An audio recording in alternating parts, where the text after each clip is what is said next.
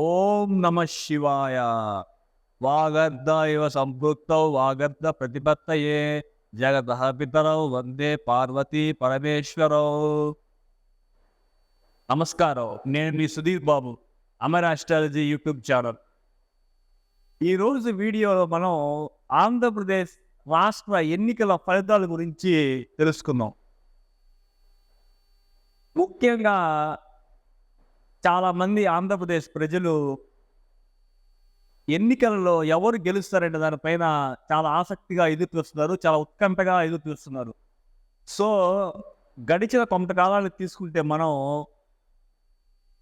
మొన్న 2023 నవంబర్లో రాహుకేతుల మార్పు వలన, అదేవిధంగా పోయిన మే 1వ తారీఖు గురుగ్రహం యొక్క మార్పు వలన కాలపురుష చక్రంలో చాలా మార్పులు సంభవించాయి. అంటే మన కాలపురుష చక్రం తీసుకున్నప్పుడు రాహుకేతువులు తమ గృహాన్ని మార్పు చెందారు. అదేవిధంగా గురువు గారు కూడా మేషరాశి నుంచి వృషభ రాశికి మొన్న మే 1వ తారీఖున మార్పు చెందారు. సో ఈ విధంగా తీసుకున్నప్పుడు ఈ గ్రహగతులు కొన్ని పార్టీలకు అనుకూలంగాను, కొన్ని పార్టీలకు వ్యతిరేకంగాను పనిచేయబోతున్నాయి. అదేవిధంగా రేపు జూన్ 1వ తారీఖున కుజుడు మీనరాశి నుంచి తన స్వస్థానమైన మేషరాశికి రాబోతున్నాడు. వాస్తవంగా కుజుడు మార్పు అనేది ఫలితాలను ఖచ్చితంగా తారుమారు చేస్తుంది. అంటే ఎలా అంటే కాలపురుష చక్రంలో తన అధిపతి, కాలపురుష చక్రానికి అధిపతి అయిన కుజుడు కరెక్ట్గా తన స్వస్థానంలోకి రావడం అనేది ఫలితాల మీద ప్రభావం చాలా ఎక్కువగా చూపిస్తుంది. సో ఈ విధంగా ఈ గ్రహగతుల మార్పు వలన, అదేవిధంగా కాలపురుష చక్రంలో కుజుడు తన 12 రాశులు పూర్తి చేసుకొని కాలపురుష చక్రంలో మొదటి స్థానంకి, అంటే మళ్ళీ తన ఫస్ట్ ప్లేస్కి రావడం వల్ల ఖచ్చితంగా ఆంధ్రప్రదేశ్ రాష్ట్రంలో కొత్త ప్రభుత్వం రాబోతుంది. సో ఈ విధంగా తీసుకున్నప్పుడు మనం ఇండివిజువల్గా వారి యొక్క వ్యక్తిగత జాతకాలు తీసుకున్నప్పుడు వారు గెలవబోతున్నారా, ఓటమిని చూడబోతున్నారా మనం తెలుసుకుందాం. సో మొదటగా జగన్ గారు పులివెందుల్లో గత ఎన్నికల్లో వచ్చిన మెజారిటీ కంటే ఈ ఎన్నికల్లో స్వల్పంగా మెజారిటీ తగినప్పటికీ జగన్ గారు పులివెందుల్లో ఈ గ్రహగతుల ప్రభావం వలన మంచి విజయాన్ని సాధించబోతున్నారు. కొంతమంది జగన్ గారిది మిథున రాశి అంటారు చాలామంది. సో మిథున రాశికి చూసుకున్నప్పటికీ మిథున రాశిది కూడా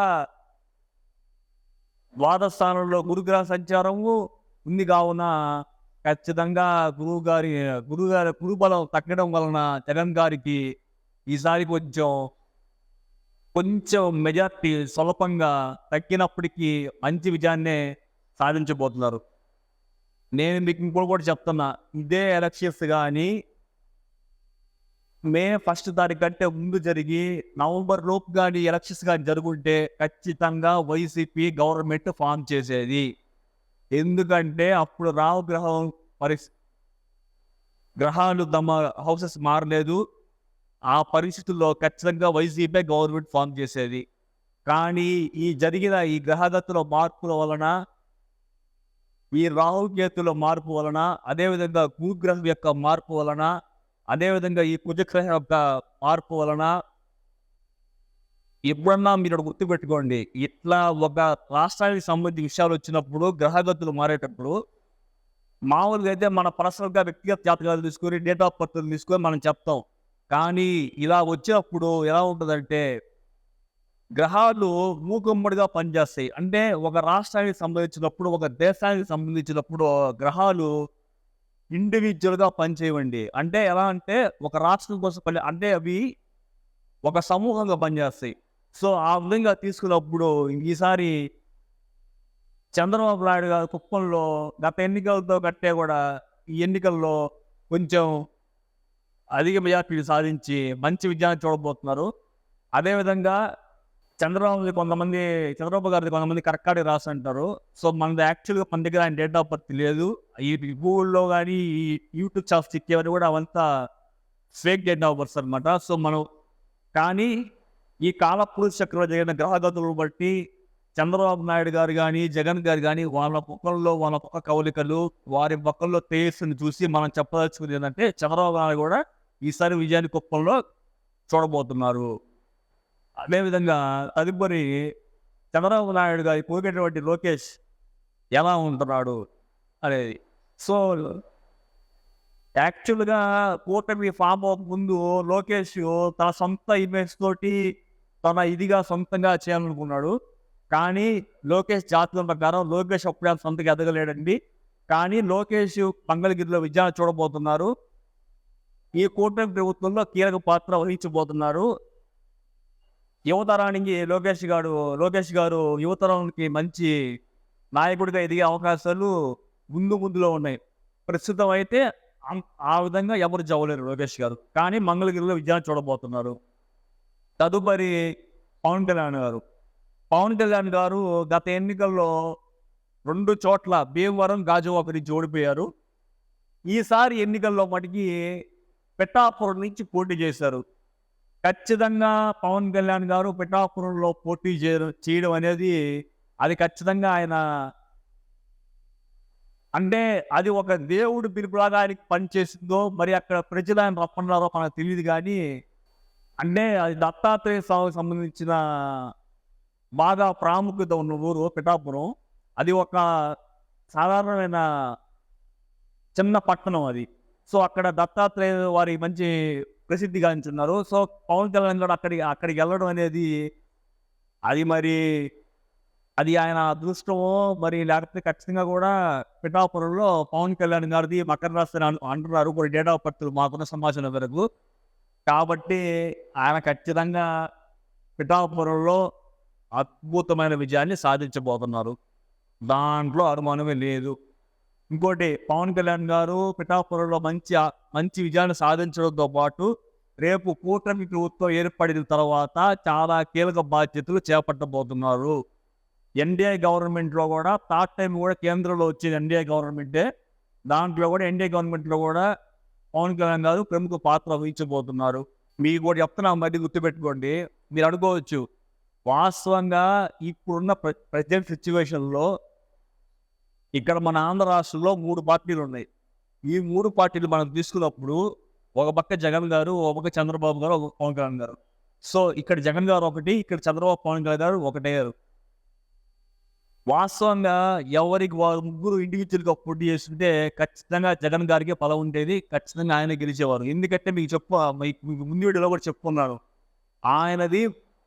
ఆయన జెండాగా ఆయన తీసుకున్నప్పుడు blue colour, the blue colour represents magazine Saturn అంటే శని గ్రహం యొక్క అనుగ్రహం, రాహు యొక్క మాయతోటి ఖచ్చితంగా జగన్ గారు ప్రజలను మళ్ళీ తన మెస్మరైజేషన్ తోటి, రాహు మాయతోటి ఖచ్చితంగా అఖండ విజయాన్ని సాధించేవారు.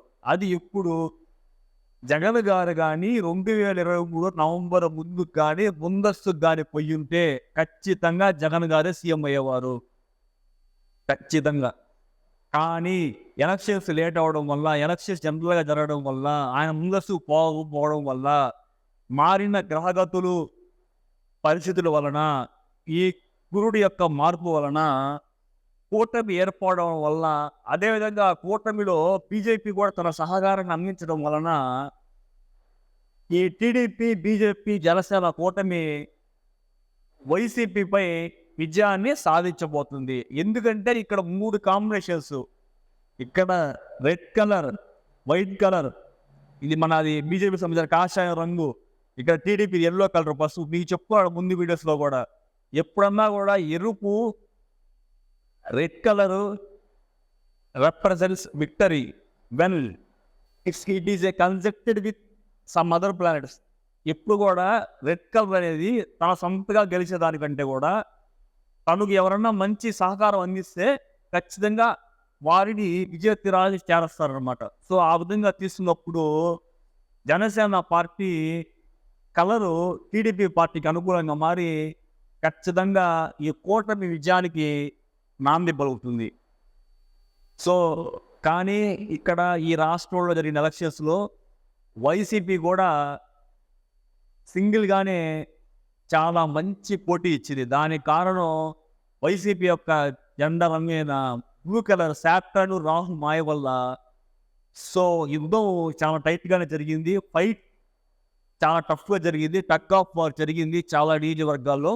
కానీ గ్రహగతులు పరిస్థితులు అనుకూలం వలన కాలపు చక్రంలో ఈ కుజగ్రహము ఈ అదే విధంగా ప్రెజెంటు 2 మూడలు నడుస్తున్నాయి. ఈ గురు మౌఢ్యమి, శుక్ర మౌఢ్యమి.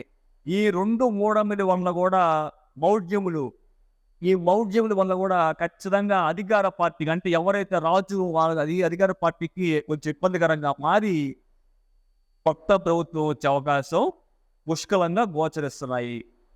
సో ఈ విధంగా చూస్తున్నప్పుడు మన ఆంధ్రప్రదేశ్‌లో కొంతమంది వైసీపీ మాజీ మంత్రులు కూడా ఓటమిని చవిచూడబోతున్నారు. చాలామంది ఈ ఎలక్షన్స్‌లో చాలామంది కొత్త కొత్త వారు అసెంబ్లీలో అడుగు పెట్టబోతున్నారు. కాలపురుష చక్రంలో కుజుడు తన సొంత మొదటి హౌస్‌లో ఉండడం వలన చాలామంది కొత్తవారు ఈసారి అసెంబ్లీలో అడుగు పెట్టబోతున్నారు మన ఆంధ్రప్రదేశ్ రాష్ట్రంలో. సో ఈ విధంగా మన ఆంధ్రప్రదేశ్ రాష్ట్ర ఎన్నికల గురించి జ్యోతిషపరంగా మనం తెలుసుకుందాము. సో మరిన్ని మంచి వీడియోల కోసం మన అమరాష్ట్ర యూట్యూబ్ ఛానల్ని షేర్ చేయండి, లైక్ చేయండి మరియు సబ్స్క్రైబ్ చేయండి.